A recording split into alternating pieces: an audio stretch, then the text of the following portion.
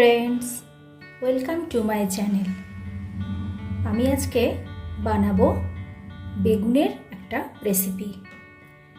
বেগুনের এই রেসিপিটার নাম হচ্ছে সাহেবি বেগুন। এই রেসিপিটা বানানোর জন্য যে যে উপকরণগুলো লাগছে সেগুলো আমি তোমাদের দেখিয়ে দিই। নিয়ে নিয়েছি দুটো বড় সাইজের বেগুন, লবণ, হলুদ, পোস্ত, কাঁচা লঙ্কা, চিনি, সর্ষের তেল আর টক দই। এই টক দইটা আমি বাড়িতে পাতা টক দই নিয়েছি, তোমরা দোকানের দইও ইউজ করতে পারো। এবার প্রথমে আমি বেগুনটাকে পিস করে কেটে নেব।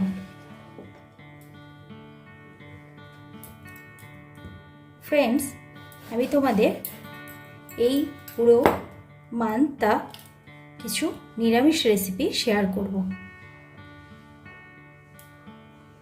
আশা করব তোমরা সেই রেসিপিগুলো সমান আগ্রহের সাথে দেখবে এবং আমার পাশে থাকবে।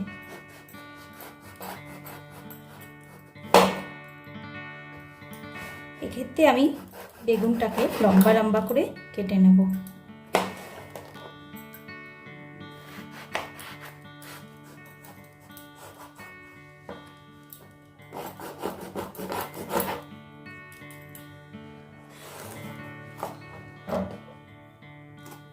এরকমভাবে লম্বা লম্বা করে আমি বেগুনটা কেটে নেব। এতে আমি হলুদ আর সামান্য লবণ মাখিয়ে রাখবো।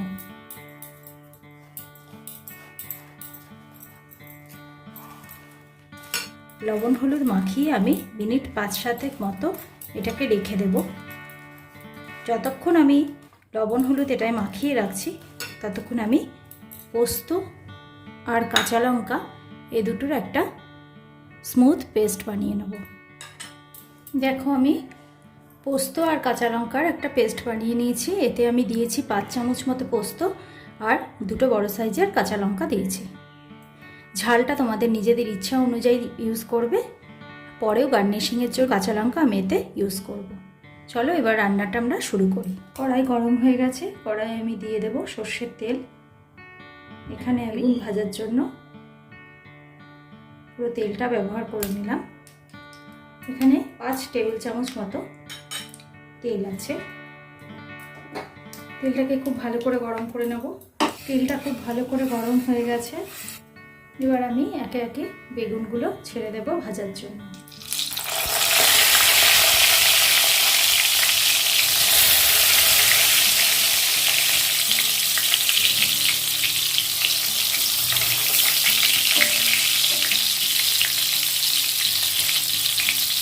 এই বেগুনগুলোকে তোমরা গোল করে কাটতে ইচ্ছা করলে গোলভাবেও কাটতে পারো, আর এর থেকে ছোটো বেগুন সেগুলোকেও ব্যবহার করতে পারো, তাতে লম্বা লম্বা করে কেটে নিতে পারবে।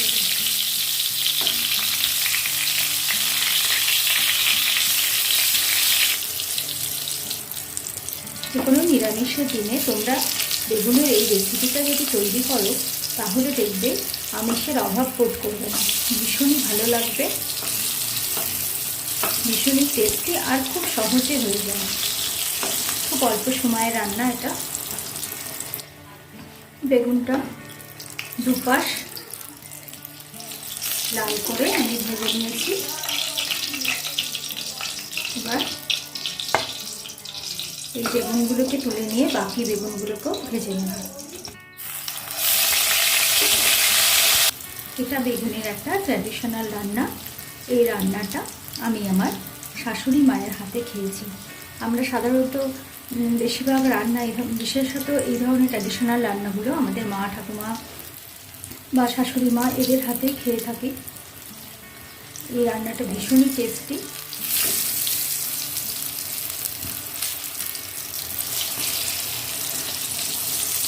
বাকি বেগুন কটাও আমি একই রকমভাবে ভেজে নিচ্ছি।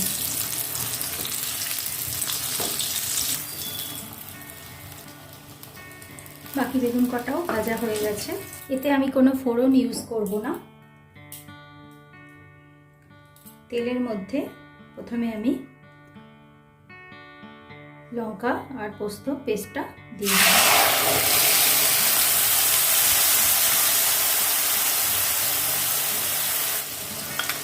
এবার দিয়ে দেব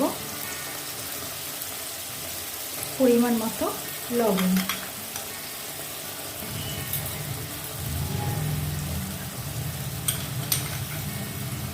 দিয়ে দেব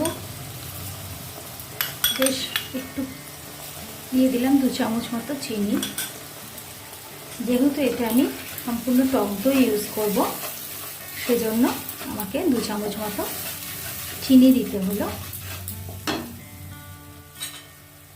একটা কাঁচা লঙ্কা দিয়ে দেব পোস্তটা কষানোর মধ্যে।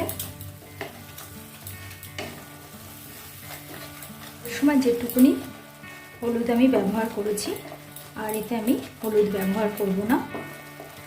যেহেতু বেগুনের এই আইটেমটার নাম সাহেবি বেগুন, সুতরাং সাহেবদের মতো খানিকটা গায়ের রঙটা আসা চাই। ইয়ালিশ হোয়াইট।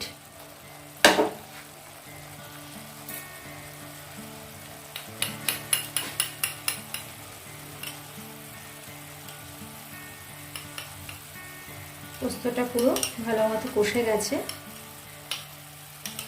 পোস্ত থেকে তেল ছেড়ে বেরিয়ে এসছে।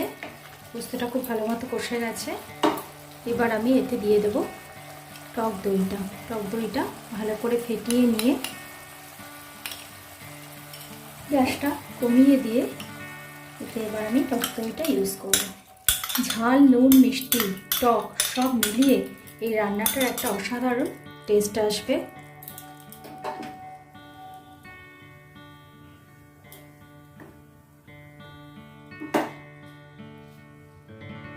এবার এতে আমি বেগুনগুলো দিয়ে দেব।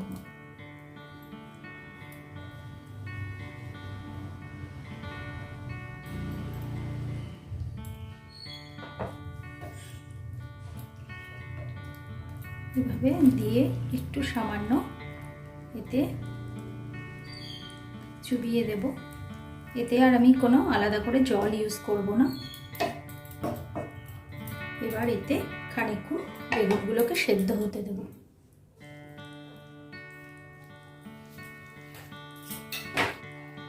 একটা ঢাকনা দিয়ে দেব আর ওভেনের ফ্লেমটা একটু সামান্য বাড়িয়ে দেব। এটা ফুটতে শুরু করলে তখন আমি আর একটু ওভেনের ফ্লেমটা কমিয়ে দেব। দেখো এটা ফুটতে শুরু করে দিয়েছে। এবার আমি ফ্লেমটা একেবারে লো করে মিনিট 5 মতো বেগুনগুলোকে সেদ্ধ হতে দেব। মিনিট 5 হয়ে গেছে। দেখো বেগুনগুলো সেদ্ধ হয়ে গেছে। টেস্ট করে দেখব। এটা বেশ টক টক আছে। এতে আরও খানিকটা পরিমাণে চিনি ব্যবহার করতে হবে। এতে আমি আরও 1 চামচ চিনি ব্যবহার করছি। আর 2টো ছিঁড়ে রাখা কাঁচা লঙ্কা দিয়ে দিচ্ছি। ঝালটা তোমরা নিজেরা নিজেদের টেস্ট অনুযায়ী দেবে। এতে লঙ্কার একটা সুন্দর ফ্লেভার আসবে। এবার এটা মিনিট 5 মতো ঢাকনা খোলা অবস্থায় ফোটাবো। এতে গ্রেভিটা বেশ ঘন ঘন হয়ে গেছে। ঠান্ডা হলে এটা আরও ঘন হয়ে যাবে। এবার এতে আমি সামান্য 1 চামচ মতো কাঁচা তেল ইউজ করলাম।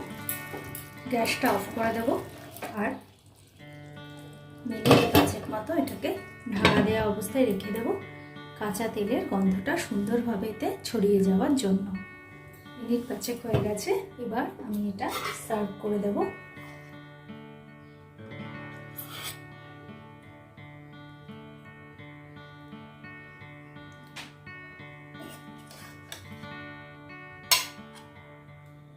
আমার তৈরি এই সাহেবি বেগুনের রেসিপিটা তোমাদের কেমন লাগলো আমাকে অবশ্যই কমেন্ট বক্সে জানাবে। আর আমার চ্যানেলটা ভালো লাগলে লাইক, শেয়ার এবং সাবস্ক্রাইব করো। বেল আইকনটা প্রেস করতে ভুল করো না। Thank you friends.